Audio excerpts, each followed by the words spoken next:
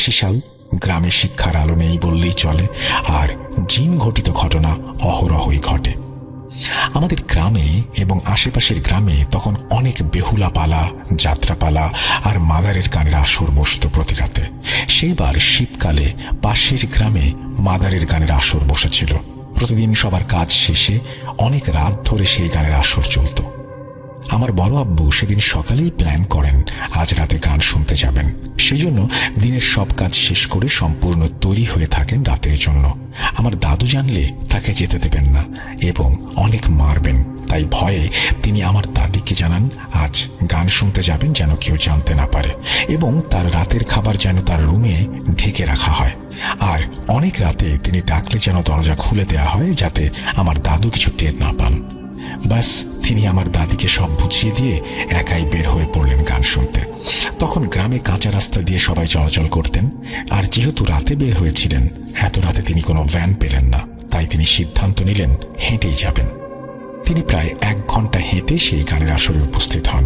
তিনি কোনো সমস্যা ছাড়াই সেখানে যান, আর তার কাছে কোনো কিছুই অ্যাবনর্মাল মনে হয়নি। গান শেষ হতে হতে রাত 2টা। তিনি গানের আসর শেষ হলে বাসায় আসার জন্য হাঁটা শুরু করলেন। তিনি ভেবেছিলেন যাওয়ার সময় হয়তো গ্রামে কারো না কারো দেখা পাবেন, কিন্তু তিনি অনেক খুঁজেও কাউকে না পেয়ে একাই হাঁটা শুরু করলেন। কিন্তু এবার আসার সময় কেমন যেন তার ভয় ভয় লাগছিল, গা ভারী হয়ে আসছিল। তাও তিনি সাহস রেখে হাঁটা শুরু করলেন। রাত তখন 3টা, চারিদিকে ধুধু অন্ধকার, আর ঝিঁঝি পোকার ডাক, শিয়াল কুকুরের ডাক। রাস্তার ধারে তেমন কোনো বাড়ি নেই। এভাবে কিছুক্ষণ হাঁটার পর তিনি আমাদের গ্রামের সেই বাজারের একদম কাছে চলে আসলেন। তিনি বাসায় আসার জন্য সেই মাঠের কিনারা দিয়ে ঢালু রাস্তায় পা বাড়াতেই হঠাৎ খেয়াল করলেন এতক্ষণ তিনি যেই খুটখুটে অন্ধকারে হাঁটছিলেন, হঠাৎ যেন সেই গা ছমছম করা অন্ধকার নেই। মনে হচ্ছে ভরা পূর্ণিমার আলোতে সব যেন ঝকঝক করছে। তিনি ভাবলেন তাহলে কি সকাল হয়ে গেছে? কিন্তু এত দ্রুত কিভাবে অন্ধকার থেকে সকাল হবে? তিনি তখনও কোনো ভয় বা ভয়ের মতো কিছু টের পাননি। হঠাৎ তিনি একটু দূরে কিছু একটা মুভমেন্ট ফিল করলেন, যেন অনেক মানুষ এক জায়গায় জড়ো হয়ে কিছু করছে, আর সেখানে যেন অনেক আলোতে ভরা, যেন অনেকগুলো সাদা ধপধপে বাল্ব একসাথে জ্বলছে। কিন্তু এটা কিভাবে সম্ভব? তখন আমাদের গ্রামে বিদ্যুৎ আসেনি, আর এত রাতে এত মানুষ কিভাবে আসবে এখানে? তার অজান্তেই যেন গা ঠান্ডা হয়ে আসছিল। তিনি তাও মনের মধ্যে একটা কিউরিওসিটি থেকেই সেই মাঠের দিকে ধীরে ধীরে পা বাড়ালেন। একটু সামনে এগিয়ে যেতেই তিনি দেখলেন এখানে সাদা জুব্বা টাইপের কাপড় পরা অনেক মানুষ সারিবদ্ধভাবে দাঁড়িয়ে আছেন, আর সামনে লাশ রাখার খাটিয়ার মতো কিছু একটা আছে। তিনি ভাবলেন এত রাতে এখানে কারা জানাজা পড়বে?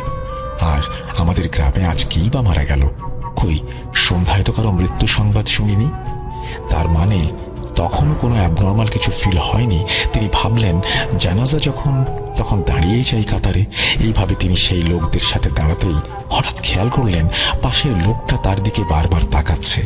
তিনি ভাবলেন হয়তো পরিচিত কেউ হবে, এই ভেবে তিনি তার দিকে তাকালেন। কিন্তু তিনি যা দেখলেন তা কোনোদিন কেউ দেখতে চাইবে না। তিনি দেখলেন একজন বয়স্ক লোক, তার চেহারা যেন চাঁদের আলোর মতো, ঝকঝকে দুটো চোখ। তিনি ভয়ে যেন পাথর হয়ে গেলেন। কি করবেন কিছুই মাথায় আসছিল না, যেন পুরো শরীর শক্ত হয়ে গেছে। তার মুখ দিয়ে কোনো কথাও বেরোচ্ছিল না। হঠাৎ বড় আব্বু লক্ষ্য করলেন সেই লোকটা তাকে হাতের ইশারায় বাড়ির রাস্তা দেখাচ্ছেন, যেন বলতে চাচ্ছেন তুমি বাসায় চলে যাও, এখানে থেকো না, এক্ষুনি যাও। হঠাৎ বড় আব্বুর পা যেন তার অজান্তেই সেই ঢালু রাস্তার দিকে অনেক জোরে জোরে চলতে শুরু করলো। তিনি দৌড়াতে শুরু করলেন। এক দৌড়ে বড় আব্বু বাসার দরজায় এসেই মা বলে চিৎকার দিয়ে অজ্ঞান হয়ে গেলেন। কিন্তু বড় আব্বু নাকি দৌড়ানোর সময় একবারও পেছনে তাকাননি। তার চিৎকার শুনে আমার দাদু দাদি সবাই অনেক দ্রুত ঘর থেকে বের হয়ে আসলেন। দরজা খুলে দেখেন বড় আব্বু অজ্ঞান হয়ে পড়ে আছে। সবাই তাকে ধরাধরি করে রুমে নিয়ে গেলেন। সেদিন রাতে তার আর জ্ঞান ফেরেনি। পরদিন সকালে যখন তার জ্ঞান আসে, সবাই জিজ্ঞাসা করেন কি হয়েছিল তার সাথে। বড় আব্বু সবাইকে সবকিছু খুলে বলেন। সব শুনে আমার দাদু আব্বুকে অনেক বকাঝকা করলেন, আর আমার দাদিকেও কেন সে যেতে দিয়েছে এই নিয়ে অনেক বকলেন। তারপর আমার দাদু গ্রামের এক কবিরাজকে ডেকে আনলে সেই কবিরাজ আমার বড় আব্বুকে পানি পড়া দেন এবং একটা তাবিজ দেন। বলেন যে তার এত রাতে বাইরে যাওয়া মোটেও উচিত হয়নি, সেদিন হয়তো কোনো মুসলিম জিনের মধ্যে কেউ মারা গিয়েছিলেন, তাই তারা সেই দিন জানাজা দিয়ে সেই মৃত জিনের দাফনের ব্যবস্থা করছিলেন। তিনি আরও বললেন, আমার বড় আব্বুর কপাল অনেক ভালো, তাই একজন বয়স্ক ভালো জিন তাকে বাড়ির পথ দেখিয়ে দিয়েছে, তার জীবন রক্ষা করেছে। ঘটনা 1। সময়টা ছিল বর্ষাকাল, দিনটি ছিল বৃহস্পতিবার। গ্রামের একটি লোক নাম রমিজ মিয়া একজন ইজি বাইক চালক। সে রাত 1টা পর্যন্ত বাইক চালিয়ে গ্রামের রাস্তা ধরে বাড়ির দিকে আসতে শুরু করে। সেদিন হালকা বৃষ্টি পড়ছে, আর চারিদিকে মৃদু ঝিঝি পোকার ডাক আর বিদঘুটে অন্ধকার। মাঝে মাঝে আকাশের বুক চিরে বিদ্যুতের ঝলকানি, আর সেই বিলের দিকটা থেকে মৃদু শেয়ালের ডাক বুকটা কাঁপিয়ে দিচ্ছে। আগেই বলে রাখি, রমিজ মিয়ার বাড়ি যেতে হয় সেই পুকুরের পাড় দিয়ে। সে যখন বাইক নিয়ে পুকুরের পাশ কাটিয়ে যাচ্ছিল, হঠাৎ সে একটা চাপা কান্নার শব্দ শুনতে পায়। সে খেয়াল করে শব্দটা পুকুরের মধ্যে থাকা তাল গাছ থেকে আসছে। এবার সে ওই দিকে তাকায় এবং দেখতে পায় একটি মহিলা বাঁকানো তাল গাছের ওপরে পেছন ফিরে বসে আছে। তার পা দুইটি পানির মধ্যে, তার পরনে ধপধপে সাদা শাড়ি, চুলগুলো ছড়ানো, কিন্তু সে পেছন ফিরে আছে এবং কান্না করছে। সে ভাবল, এত রাতে এখানে মহিলাটা কি করছে? হয়তো বাড়ি থেকে রাগারাগি করে এসেছে, গলায় ফাঁস দিতে পারে। এবার সে গাড়িটাকে একটু সামনে দাঁড় করিয়ে রেখে যায় মহিলাটির কাছে, গিয়ে পেছন দিক থেকে বলে, কে আপনি? এত রাতে এখানে কি? বাড়ি চলে যান। যেই না কথাগুলো বলেছে, অমনি মহিলাটি তার দিকে ঘুরে তাকায়। তখন সে যেটা দেখতে পায়, সেটা দেখার জন্য সে মোটেও প্রস্তুত ছিল না। সে দেখে একটি বিষণ্ণ চেহারা, যার চোখ দুটো ছিল পুরাই সাদা, আর মুখটা আগুনে ঝলসানো, আর মুখ দিয়ে টাটকা রক্ত গড়িয়ে পড়ছে। আরও দেখে সেই অশরীরীর সাথে একটি বাচ্চা। সে খুব রাগান্বিত দৃষ্টিতে তাকিয়ে আছে এবং একসময় সে বলে ওঠে, হায়, আমার কাছে আয়। এই বলে ভয়ানক অট্টহাসি হাসতে থাকে। এটা দেখে সে প্রচন্ড ভয় পেয়ে চিৎকার করতে করতে বাড়ির দিকে দৌড় দেয়, আর বাড়ির সাথে গিয়ে জোরে একটা চিৎকার দিয়ে অজ্ঞান হয়ে যায়। যখন তার জ্ঞান ফেরে, তখন সে দেখে তার বাড়িতে তাকে ঘিরে অনেক লোকের ভিড়, আর সবাই বলে, কি হয়েছিল রাতে? এবার সে রাতের ঘটনাগুলো খুলে বলে। এতে আশেপাশের লোকজনের মনে ভয়ের দানা বাঁধে, আর রমিজ মিয়াকে ভালো কবিরাজ দেখানো হয়, কিন্তু তাতে কোনো লাভ হয় না। রমিজ মিয়া দিন দিন কেমন পাগলের মতো হয়ে যায়। সে হঠাৎ হঠাৎ গভীর রাতে বারবার ছুটে চলে যায় সেই পুকুর পাড়ে। এই ঘটনার ঠিক 7 দিন পর সেই পুকুরের পানিতে ভাসতে দেখা যায় রমিজ মিয়ার লাশ। একদিন গ্রামের একজন লোক, তার নাম তুহিন, সে শহরে একটি কাপড়ের দোকানে কাজ করত। একদিন দোকান বন্ধ করে বাড়ি আসতে আসতে অনেক রাত হয়ে যায়। রাত প্রায় 2টার মতো হবে। সে মেইন রোড থেকে নেমে গ্রামের কাঁচা রাস্তা ধরে একটা সিগারেট ধরিয়ে হাঁটতে হাঁটতে বাড়ির দিকে আসতে থাকে। সে যে রোড দিয়ে আসছিল, যেহেতু সময়টা বর্ষাকাল ছিল, রাস্তাটি ছিল প্রচুর কর্দমাক্ত। রাস্তার এক পাশে ছিল পাট ক্ষেত, আর এক পাশ দিয়ে একটু হালকা টাইপের বাগান, যার ভেতর 4টা পারিবারিক কবর আছে। আর মাঝখান দিয়ে সেই রাস্তা ধরে চলেছে তুহিন মিয়া। তার আগে একটু বলে নেই, তুহিন মিয়া ছিল খুব সাহসী এবং কিছু প্যারানর্মাল বিষয়ে অভিজ্ঞ। আর তাই সে যখন সেই পারিবারিক কবর আর পাট ক্ষেতের মাঝামাঝি চলে এসেছে, তখন সে খেয়াল করে তার পাশ দিয়ে একটা কালো ছায়া মূর্তির মতো কিছু পারিবারিক কবরস্থানের মধ্যে থাকা শেওড়া গাছটিতে উঠে গেল। তখন সে একটু ভালো করে খেয়াল করলো এবং একটি ভয়ানক দৃশ্য দেখতে পেল। সে দেখে চাঁদের আবছা আলোয় একটি যুবতী মেয়ে, বিভৎস, গায়ে কোনো কাপড় নেই, চোখের কোটরিতে চোখ নেই, পুরো খালি, চুলগুলো এলোমেলো, তার হাতে একটি কালো রঙের দড়ি নিয়ে দাঁড়িয়ে আছে। সেই বিভৎস অবয়বটি সেই শেওড়া গাছ থেকে নেমে তার দিকে এগিয়ে আসে। এটা দেখে সে প্রচন্ড ভয় পায় এবং মনে মনে ভাবে তার সাথে আজ খারাপ কিছু ঘটতে চলেছে। সে মনকে শান্ত করে, সূরা কালাম পাঠ করতে থাকে এবং নিজে শরীরটা বন্ধ করে নেয়। এরপর তাকে ঘিরেই একটি বড় বৃত্ত এঁকে ফেলে। তারপর সেই বৃত্তের মধ্যে সে দাঁড়িয়ে যায়। এতে দেখা যায় সেই বিভৎস অবয়বটি তার কাছে আসতে পারছে না। সে খালি হাতে থাকা দড়িটি নিয়ে তুহিন মিয়ার গলায় পরাতে চাচ্ছে, কিন্তু পারছে না। এভাবে সময় যেন যাচ্ছেই না। তুহিন মিয়ার গলা শুকিয়ে এসেছে সূরা পড়তে পড়তে। এভাবে কতক্ষণ কেটেছে বুঝতে পারছে না। এক সময় সব শান্ত হয়ে যায়। দূরের মসজিদ থেকে ভেসে আসে ফজরের আজান এবং নারীরূপী সেই অবয়বটি রাগান্বিত হয়ে কর্কশ কণ্ঠে বলে, আজকে তাকে ছেড়ে দিয়েছে বা সে বেঁচে গেছে। ঘটনা 3। একদিন এক রাতে আমাদের এলাকার খুব পরহেজগার একজন মানুষ ঈশার নামাজ পড়ে ঘুমিয়ে যান। প্রতিদিনের মতো গভীর রাতে ঘুম থেকে ওঠেন তাহাজ্জুদের নামাজ পড়ার জন্য। সে সময় বাইরে থাকা টিউবওয়েলটিতে উজু করার জন্য যান। হঠাৎ ঘোড়ার পায়ের শব্দ শুনতে পান। তিনি ভাবেন এত রাত্রে ঘোড়া আসবে কোত্থেকে। একটু কৌতূহলী হয়ে তার বাড়ির সামনের রাস্তায় তিনি তাকান। তারপর এক ভয়ানক দৃশ্য দেখতে পান। তিনি দেখেন একটি মাথাবিহীন ঘোড়া তার দিকে এগিয়ে আসছে। ঘোড়াটি গজগজ করতে করতে সামনে এগিয়ে আসছিল এবং তার সামনে দিয়ে দৌড়ে হুগলাকুড়ি বিলটার দিকে গেল। মাথাবিহীন ঘোড়া, এটা দেখে তিনি প্রচন্ড ভয় পান এবং সে রাতে আর নামাজ পড়েন না।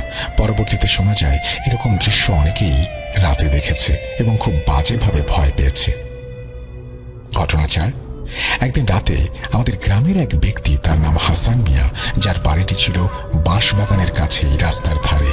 একদিন অনেক রাতে হাসান মিয়ার স্ত্রীর হঠাৎ বাইরে যাওয়ার প্রয়োজন হয়।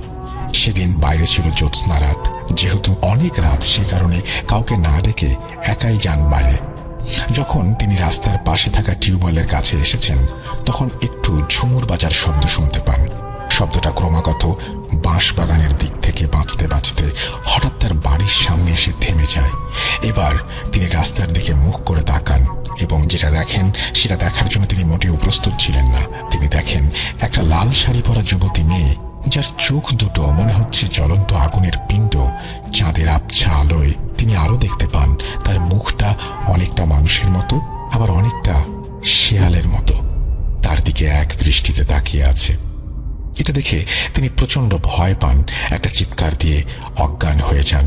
সকালে যখন তার হুঁশ ফেরে, তখন তিনি রাতের সব কথা খুলে বলেন এবং এই ঘটনার পর থেকে প্রতি রাতে মধ্যরাতেই তিনি ওই শব্দ শুনতে পেতেন। শোনা যায় এই শব্দ অনেকেই শুনতে পেয়েছে। শব্দটি খেয়াল করলে বোঝা যায় সেই বাঁশবাগানের মধ্যে উঠে লোকজনের চলাচলের রাস্তা ধরে পুকুর পাড় দিয়ে সোজা সেই বিলের দিকে শব্দটা চলে যায়। ঘটনা 5। একদিন রাতে আনুমানিক 11টার মতো হবে, তখন গ্রামের একটা ছেলে গ্রামের সেই বাঁশবাগানের ওপরের রাস্তা ধরে হেঁটে যাচ্ছিল দোকানে। একটি জিনিস কেনার প্রয়োজন ছিল তার। সে যখন বাঁশবাগানের ঠিক মাঝামাঝি চলে এসেছে, খেয়াল করে বাঁশবাগানের ভেতরে দাও দাও করে আগুন জ্বলছে। এটা দেখে খুব ভয় পেয়ে যায়। সে মনে মনে ভাবে, এত রাতে বাঁশবাগানে আগুন জ্বলছে কেন? সেটা দেখতে যাওয়ার সাহস হয় না তার। সে দৌড়ে গ্রামের মসজিদের হুজুরের কাছে যায় আর সাথে গ্রামের অনেক লোকজনদেরকে ডেকে নিয়ে আসে দেখানোর জন্য।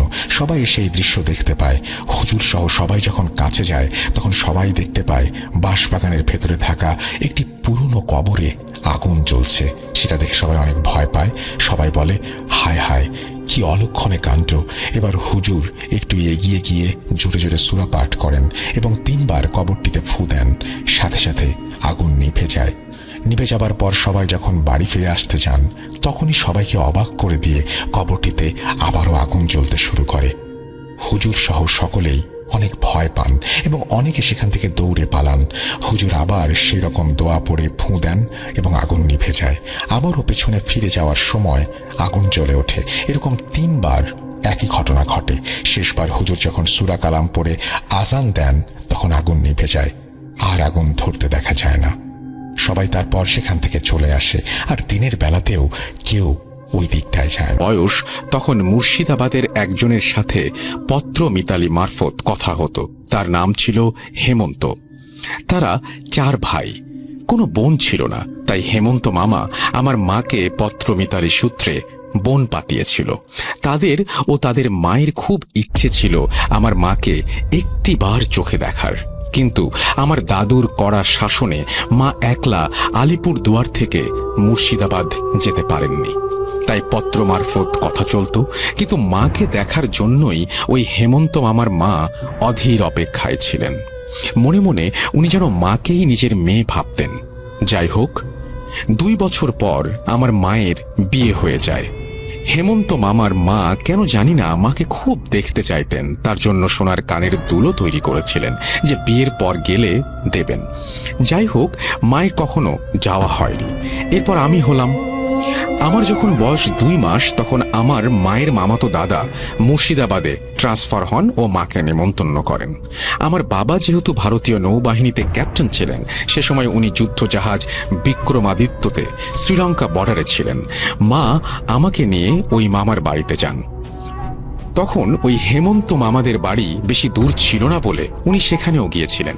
গিয়ে জানতে পারেন যে 15 দিন আগেই ওই দিদার মৃত্যু হয়েছে এবং মরবার আগের মুহূর্তে তিনি সাথী মানে আমার মাকে দেখতে চেয়েছিলেন।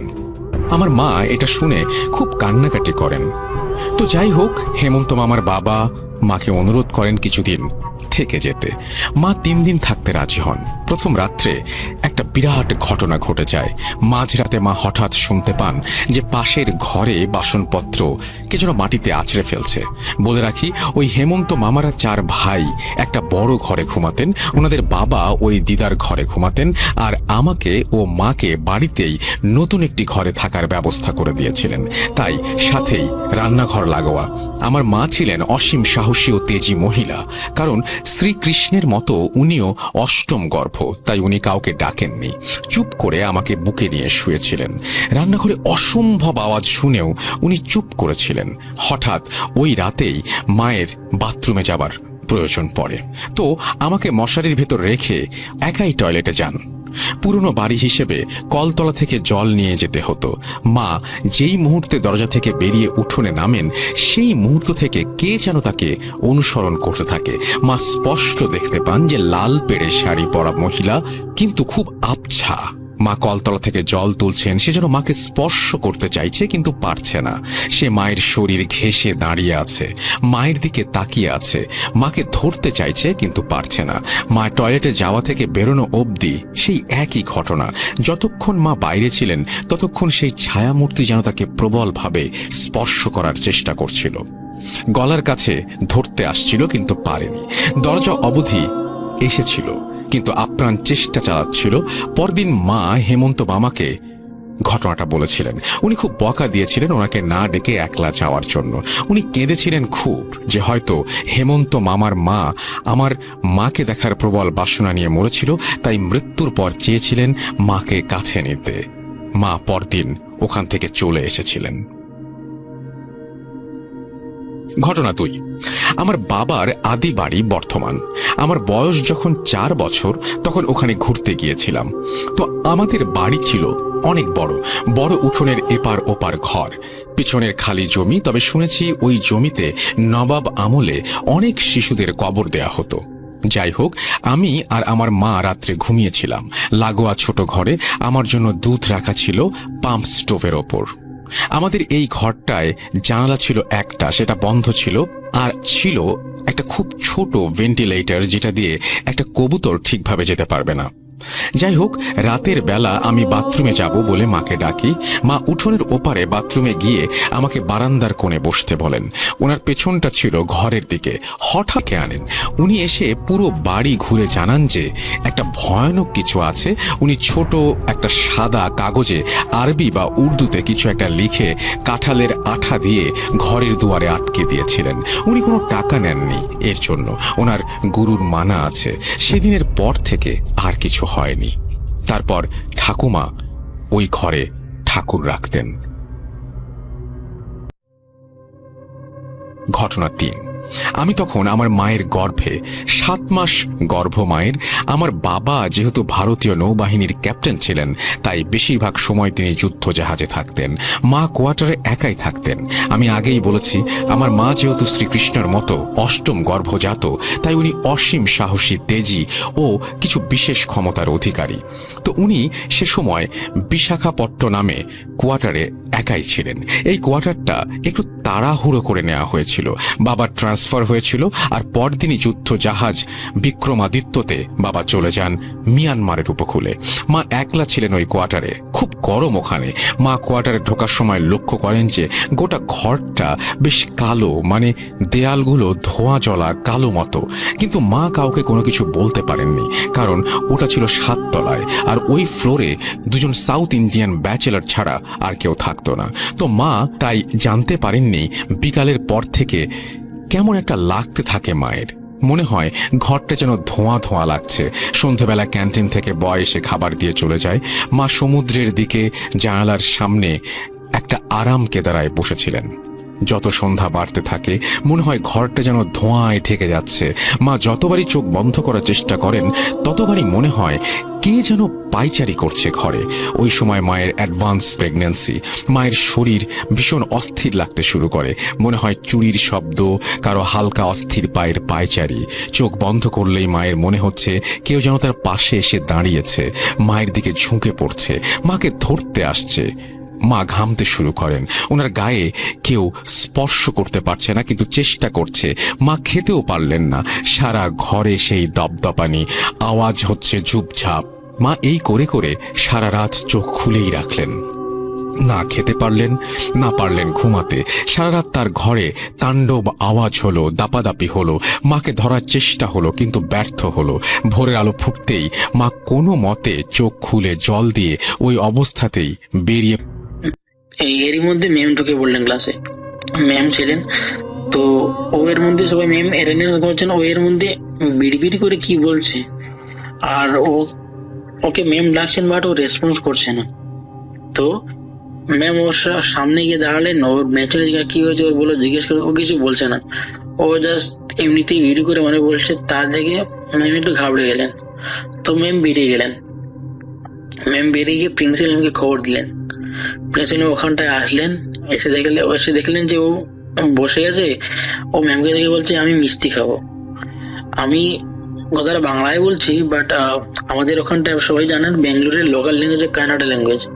তো ওখানটায় আমাদের টিচারের সঙ্গে ম্যাক্সিমাম ইংলিশে কথাবার্তা হতো, কারণ আমরা কানাডা ল্যাঙ্গুয়েজ খুব ভালো বলতে পারতাম না। তো ইংলিশই বলতে পারতাম মেনলি কলেজে। তো ইংলিশে কথোপকথন হচ্ছিল, বাট আমি বাংলায় বলছি। তো কতক্ষণটা এমন হচ্ছিল, ওর বন্ধুরা যেভাবে আমাকে বললো যে, ও ম্যামকে দেখে বললো, ম্যাম আমি মিষ্টি খাবো, ও মিষ্টি খেতে ইচ্ছে করছে। তারপর ম্যাম নিজের ওখান থেকে 50 টাকা দিয়ে ওর রুমে বেঞ্চম্যানকে পাঠালেন, বলে 4টি মিষ্টি নিয়ে আসো। তো ব্যাঙ্গালোরে সেই ওরকম ভালো মিষ্টি পাওয়া যায় না, সবাই জানেন। রসগোল্লা রসগোল্লা কিছু পাবেন না তখনটায়। যেগুলা পাওয়া যায়, যেগুলো নর্মাল সুইট পাওয়া যায়, ওগুলো আনলো।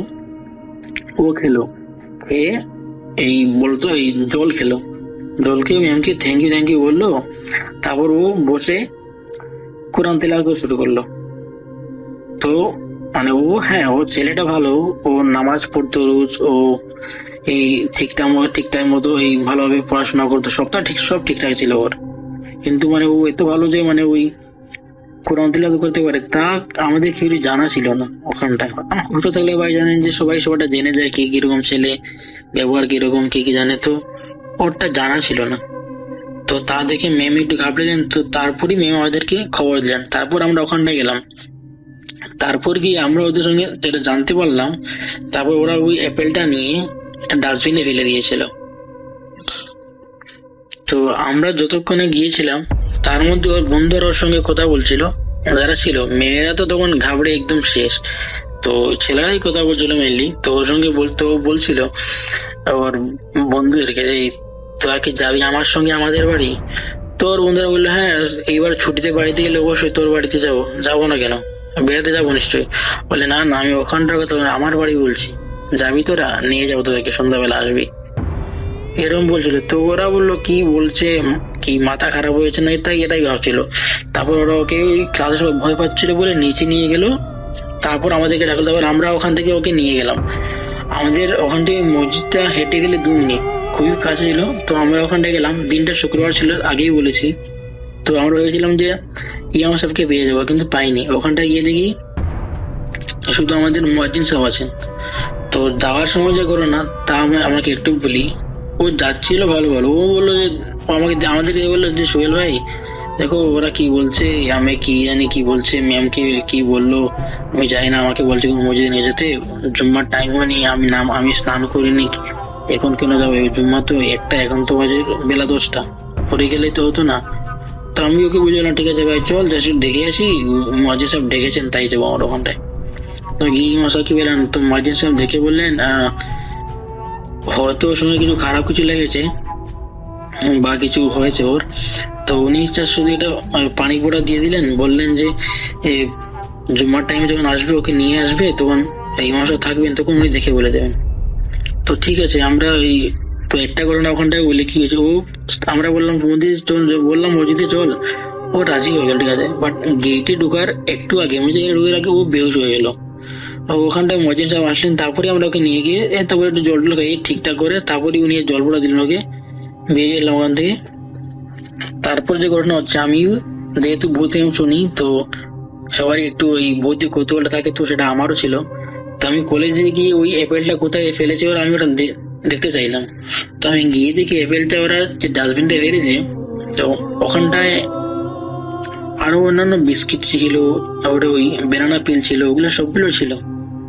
ওগুলা সবগুলাতে পিঁপড়ে ধরে গেছে, কালো পিঁপড়ে ধরেছে। বাট শুধুমাত্র ওই অ্যাপেলটাতে কোনো পিঁপড়ে ধরেনি। আপনি সাধারণত কোনো অ্যাপেল বা কিছু খাবার জিনিস রাখুন, পিঁপড়ে চলে আসবে 5 মিনিটের মধ্যে, তারও গ্যারান্টি। কিন্তু ওখানটা ওই অ্যাপেলটার মধ্যে পিঁপড়ে ছিল না। তো আমি এটা কাগজে মুড়িয়ে ওটা নিয়ে এসেছি। তারপর আমি ও গ্রাউন্ড ফ্লোরে থাকতো, আমরা ফার্স্ট ফ্লোরে থাকতাম। তো গ্রাউন্ড ফ্লোরে ওর যে রুমমেট, আমি ওকে কলেজ থেকে বের করে আনি যে ওকে রুমে নিয়ে যা, স্নান টান করি, তারপর আমরা ওকে মসজিদে নিয়ে যাবো। তো ওরা দুজন একসাথে গেল। তারপর আমি ওকে বললাম যে অ্যাপেলটা আমি তোর রুমে রাখছি, আমার রুমে নিচ্ছি না, যাওয়ার সময় নিয়ে যাবো, মজা ইমাম সাহেবকে দেখিয়ে দেবো। তাই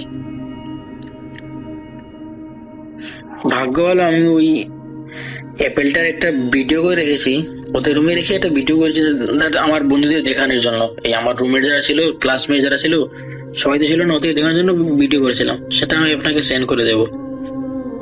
তো ওরা একসাথে রুমে গেলে আমি অ্যাপেলটা রাখলাম, আমি বেরিয়ে আসলাম। আমি ওকে বললাম যে একটু নজরটা দে, ওকে নজরে রাখবি, তারপর ওকে তোর সঙ্গে রাখবি, এই লাঞ্চটা সেরে তারপর একসাথে জুম্মা চলে যাব। তো ওরা দুজন, তারপর আমি উপরে চলে গেলাম।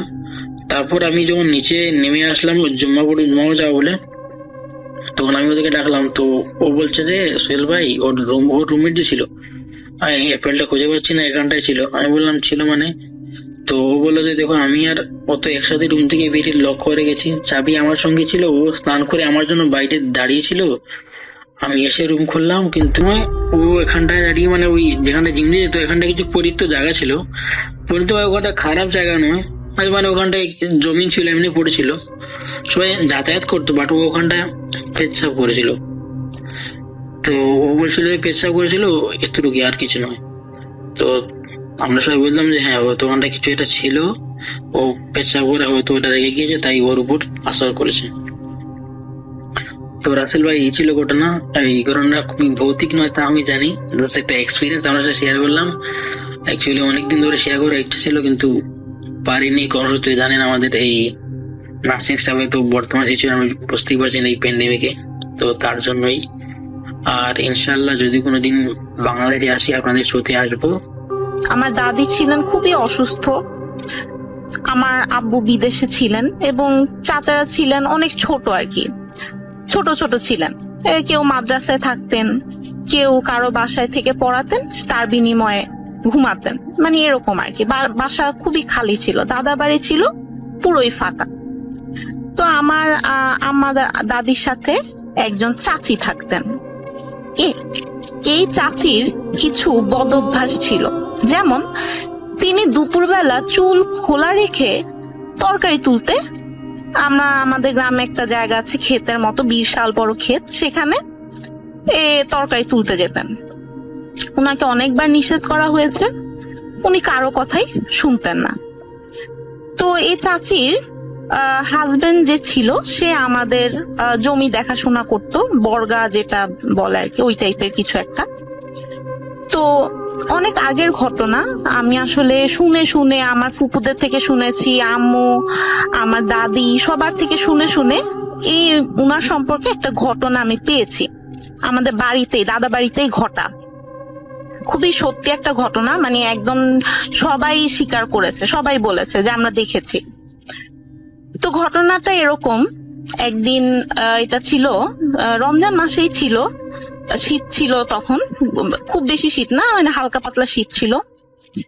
তো আমার ওই যে চাচি, উনার নাম ছিল তহুরা চাচি কিছুক্ষণ তাকিয়ে থাকার পরে উনার উনার একটা তন্দ্রা ভেঙে গেল আর কি। উনি মানে তাকালেন আবার ঠিক করে, এবার উনি দেখতে পেলেন যে আসলে ওটা কোনো মহিলা না, ওটা মনে হচ্ছে যে কিছু বোঝা যাচ্ছে না, মনে হচ্ছে কিছু একটা দাঁড়িয়ে আছে, ওটা একটা হাত পা, উনি মানে মনে হচ্ছে কি পুরো শরীরটা একসাথে পরিবর্তন হচ্ছে, এরকম কিছু একটা মনে হচ্ছে যে খুব মানে উনি বুঝিয়ে বলতে পারেন না। মানে উনি বললেন যে উনার কাছে মনে হলো জিনিসটা মানে চেঞ্জ হচ্ছে, উনি বুঝতে পারছেন না, একটা অন্ধকার কিছুতে পরিণত হলো এবং উনাকে ডাকছে, হাত দিয়ে ডাকছে।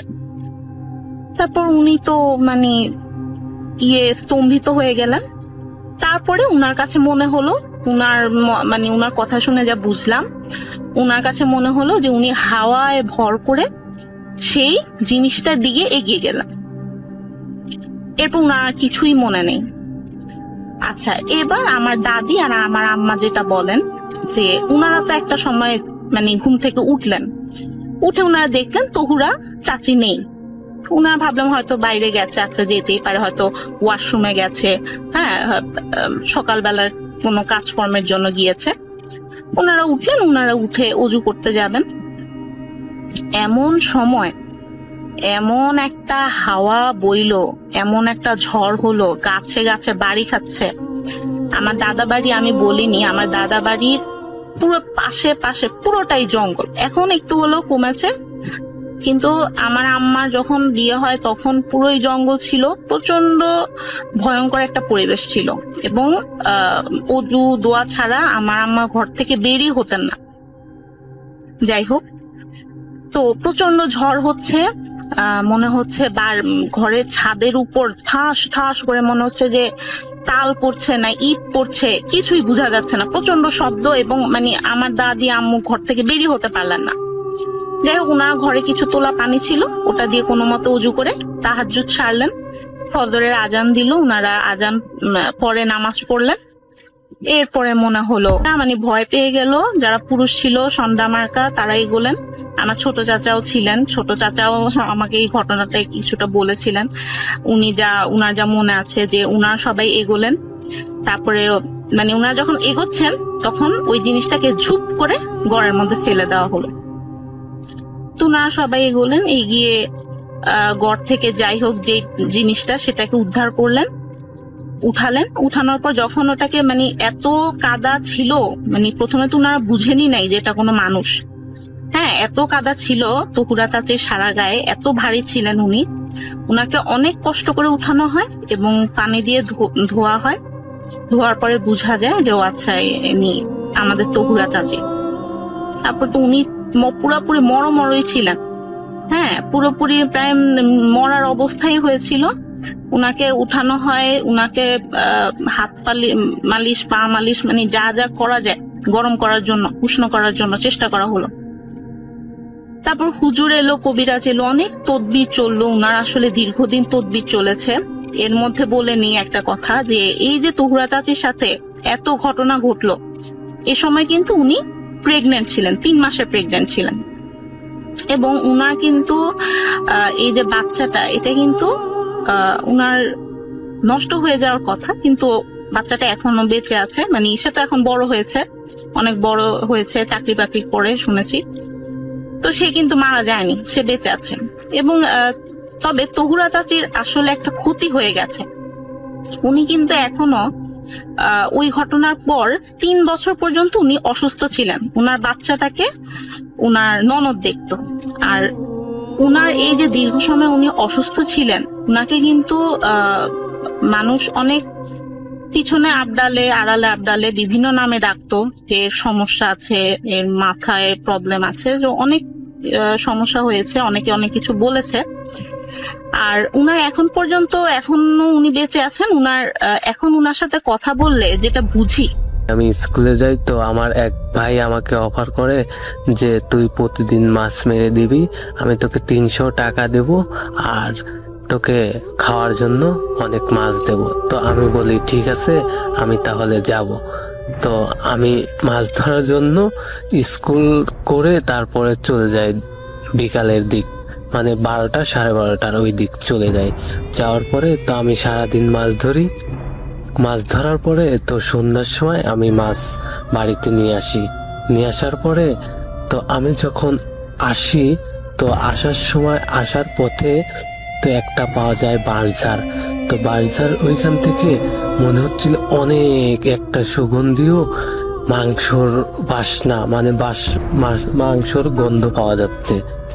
তো আমি ভাবি হয়তো ওই বাড়িতে পাশের বাড়িতে কেউ মাংস রান্না করছে, তাই এরকম সেন্ট পাওয়া যাচ্ছে বা এরকম বাসনা আসছে।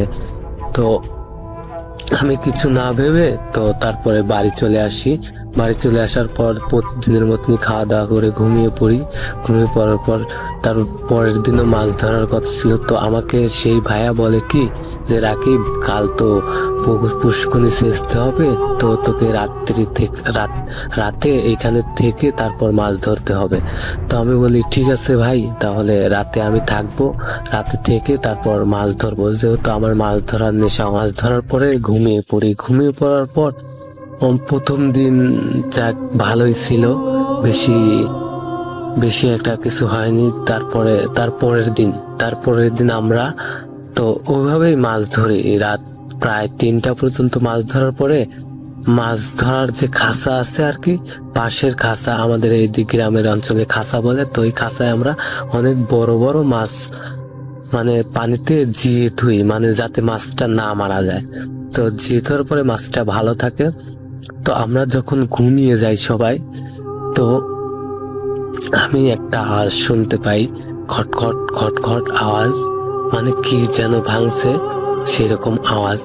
তো আমি মানে ভাবি যে হয়তো এখানে অনেক মাছ আছে, শিয়াল আসতে পারে। তো আমি ভাবি নাই যে হঠাৎ করে এরকম একটা অলৌকিক ঘটনা ঘটে যাবে আমার সাথে।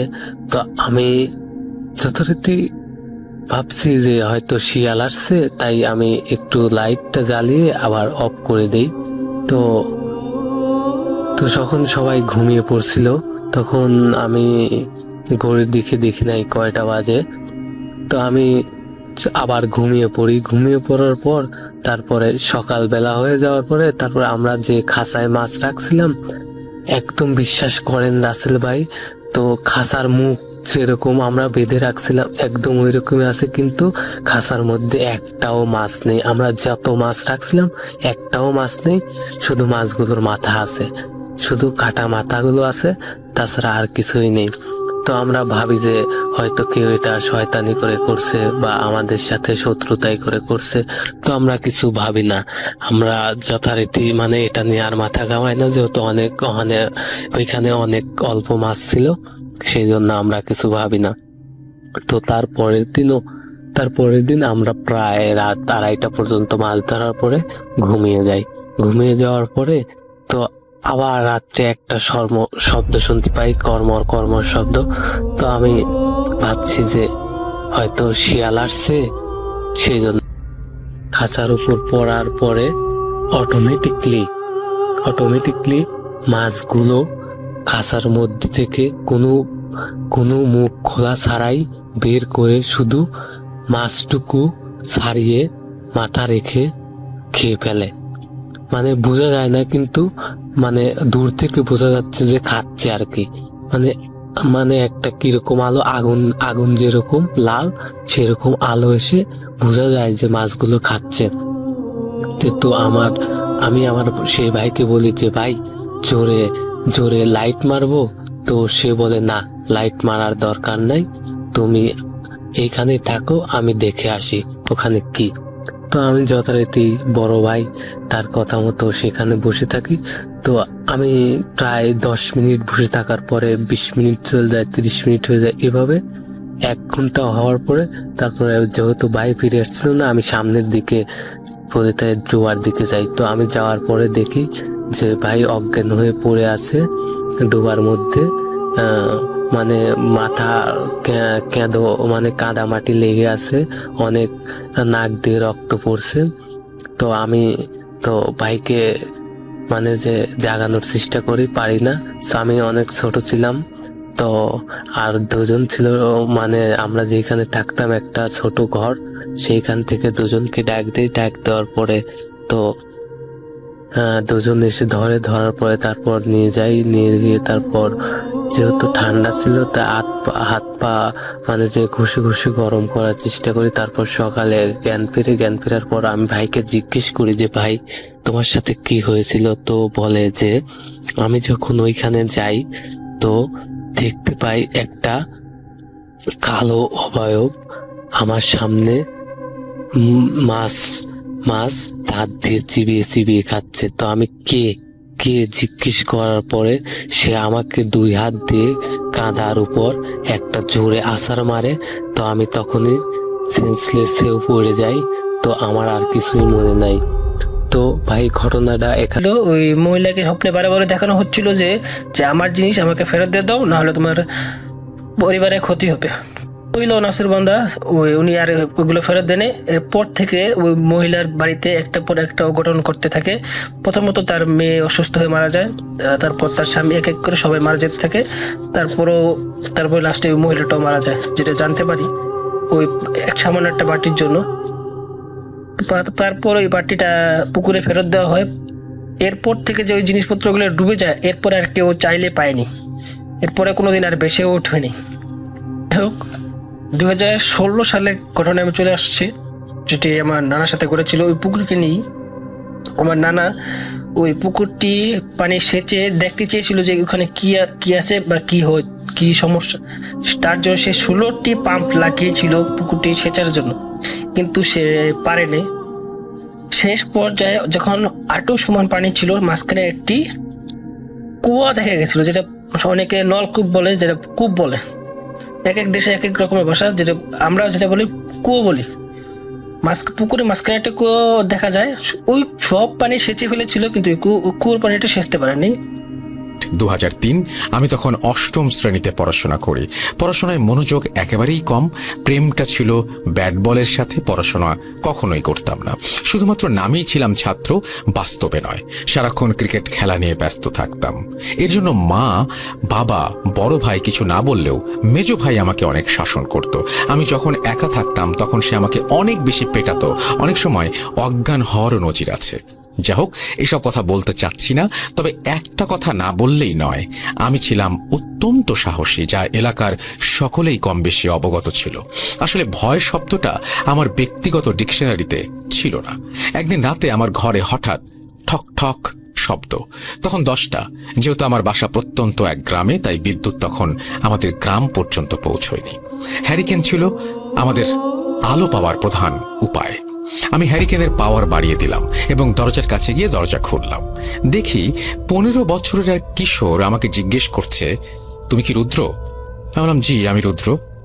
সেই কিশোর ছেলেটা আমাকে বলল, তুমি কি কালকে চরের হাটে ক্রিকেট খেলতে যেতে পারবে? তো আমি বললাম, অবশ্যই, ক্রিকেট যেখানে আমি সেখানে, যে কোনো উপায়ে যাব। সেই কিশোর আমাকে বলল, তাহলে কাল এসো। আগামীকাল চরের হাট মাঠে একটা নাইট ম্যাচের আয়োজন করা হয়েছে, তোমাকে আমাদের টিমে খেলতে হবে। বলে রাখা ভালো, চরের হাট অনেক বড় একটা স্কুলের মাঠ এবং সেখানে বিদ্যুৎ আছে, বেশ উন্নত একটি এলাকা। সেই চরের হাটে আছে অনেক বড় কবরস্থান এবং অনেক বড় শ্মশানও বলতে গেলে। অত্র এলাকায় রাজধানী চরের হাট, কিন্তু সেখানে কোনো বাজার বসতো না, তাই চরের হাটে রাস্তা সবসময় জনশূন্য থাকতো। আমি জিজ্ঞাসা করলাম, তোমাকে চিনলাম না। জবাবে সেই কিশোর বলল, সর্দার পাড়ায় আমার বাড়ি। কোনো এক মাধ্যমে জানতে পারলাম তুমি অনেক ভালো ক্রিকেট খেলতে পারো, সেজন্য তোমার কাছে আসলাম। তুমি খেলতে আসলে তোমাকে 50 টাকা দেব, হারলেও দেব, জিতলে তো দিবই। আমি তার কাছে খেলার সময় জিজ্ঞেস করলাম। জবাবে সেই কিশোর ছেলেটা আমাকে বলল, রাত 8টায়। আমি বললাম, রাতে কিভাবে খেলবো? এর আগে কোনোদিন রাতে তো ক্রিকেট খেলিনি। রাতে খেলা হয় টিভিতে, কিন্তু গ্রামে কিভাবে সম্ভব? সে কোনো জবাব দিল না, শুধু বলল, যথাসময় আসার চেষ্টা করো। যাই হোক, পরের দিন সন্ধ্যায় আমি একটা সাইকেলে করে চরের হাটের দিকে যাত্রা করি। প্রায় 3 কিলোমিটার রাস্তা আমি আমার মতো গুনগুন করে গান গাইতে গাইতে সাইকেল চালাচ্ছিলাম। হালকা কুয়াশা ছিল, মনে মনে চিন্তা করছি এই কুয়াশার রাতে কিভাবে খেলা হবে। এসব ভাবতে ভাবতে 2 কিলোমিটার রাস্তা অতিক্রম করার পর একটা পুরনো বাঁশের ব্রিজের ওপরে উঠলাম। ব্রিজের আশেপাশে তেমন কোনো বাড়িঘর নেই এবং চারিদিকে বালিতে ভরা। যেহেতু শীতের সময়, তাই পানি নেই। বর্ষাকালে অনেক বেশি পানি থাকে। ব্রিজের ওপরে দেখি আনুমানিক 50 বছরের একজন বয়স্ক মানুষ ব্রিজের মাঝখানে দাঁড়ানো। আমি সাইকেলের বেল দিলাম, কিন্তু উনি সাইড দিলেন না। বাধ্য হয়ে আমি সাইকেল দাঁড় করালাম। কিছু বলার আগে লোকটা জিজ্ঞেস করছে, চরের হাটে যাচ্ছ নিশ্চয়ই? আমি বললাম, জি আঙ্কেল। উনি বললেন, ওদিকে যেও না তুমি, চরের হাটের পাশে একটা কবর আছে, ওখানে লাশ দাফন হবে, তুমি যেও না, ওখানে কোনো খেলা হবে না। আমি ওনার কথার কোনো গুরুত্ব দিলাম না। সেই সময়ে ওনার কথার গুরুত্ব দিলে হয়তো আমার জীবনে এমন করুণ অবস্থা হতো না। তো আমি সাইকেল চালানো শুরু করলাম। কিছু দূর যাওয়ার পর আওয়াজ আসছে, এই ছেলে, তোমাকে না আমি নিষেধ করছি, কেন তুমি আমার কথা শুনতে চাচ্ছ না? আমি বলছি যেও না। আমি সাইকেল দাঁড় করালাম ওনাকে দেখার জন্য, কিন্তু ওনাকে সেখানে দেখা যাচ্ছে না, শুধু আওয়াজ আসছে, ওখানে যেও না, ওখানে যেও না। একটু ভয় পেলাম।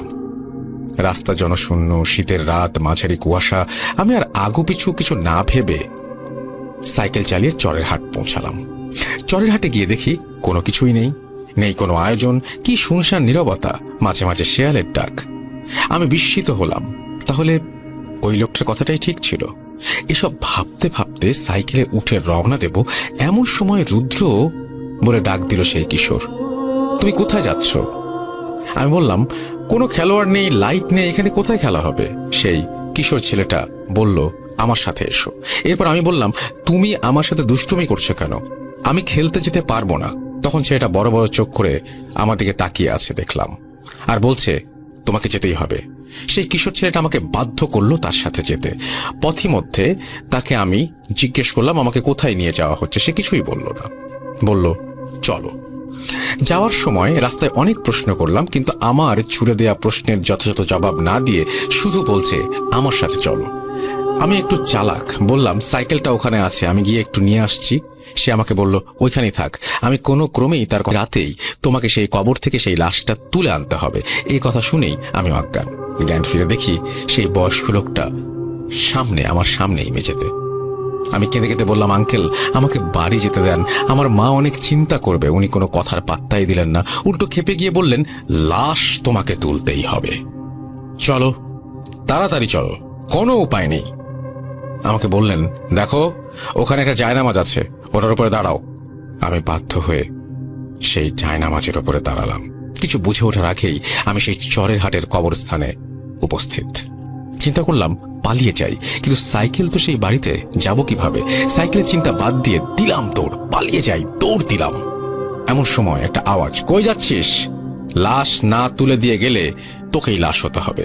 আমি কোনো কিছু তোয়াক্কা না করে দৌড়াতে দৌড়াতে কোথায় যেন হোঁচট খেলাম এবং পড়ে গেলাম। চারিদিকে তাকিয়ে দেখি মাটি। আমি চিৎকার করলাম, কিন্তু আমার মুখ দিয়ে কোনো আওয়াজ বের হচ্ছে না। আমি ভালো করে চারিদিকে তাকিয়ে দেখি একটা কবরে শুয়ে আছি। কোথা থেকে যেন আওয়াজ আসলো, যদি তুমি কবর খনন করে লাশটা তুলে আনতে পারো তাহলে তোমাকে সম্মানের সাথে বাড়িতে যাওয়ার সুযোগ করে দেব, অন্যথায় তোমাকে কবরের মাটিতে ফেলে। আমি বললাম, আপনার কথায় রাজি।